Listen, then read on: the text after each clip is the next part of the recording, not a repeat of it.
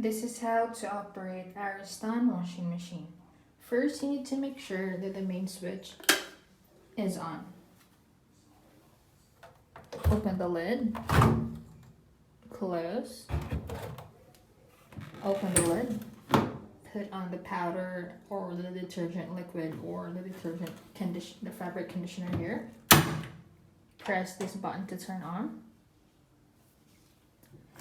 Push this button to select an option. This is for the temperature. You can also set this button right here. Just twist the knob and push. Select the option here as well for the spin or for the rinse, and then push the button to lock. Press this button right here to start. To turn off, press this button and push the main switch off.